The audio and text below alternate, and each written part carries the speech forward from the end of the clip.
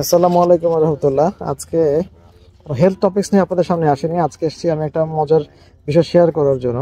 আমি প্রতি বছর আমার দুই মেয়ের বয়স জন্মের দিনেই আর কি আমি আসলে গ্রামে কিছু গাছ লাগিয়েছিলাম জন্মের দিনেই। তো আমার জন্মের এই গ্রামের স্মৃতিতে দুটা স্মৃতি আছে। তো দুই মেয়েরই জন্মের দিনে গাছ লাগানো আছে, সেটা আপনাদের সাথে দেখার জন্য আজকে আসলাম।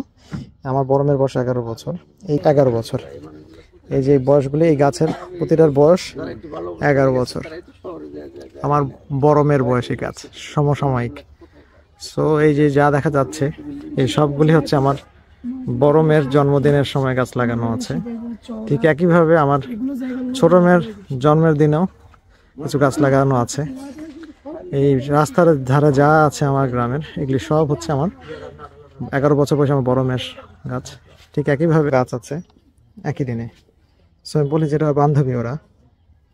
তো এরা বলার উদ্দেশ্য হচ্ছে আমরা একটা কাজ করতে পারি, আমাদের বিভিন্ন দিবসগুলোতে আমাদের আশেপাশে যদি গাছ লাগাই, অন্তত দুটা সুবিধা হবে। এক, পরিবেশগত সুবিধা, আমাদের গাছের সংখ্যা বৃদ্ধি পাবে, সবুজায়ন হবে, বনায়ন হবে। আর সেই সাথে আমাদের স্মৃতিটাকে ধরে রাখা যায়।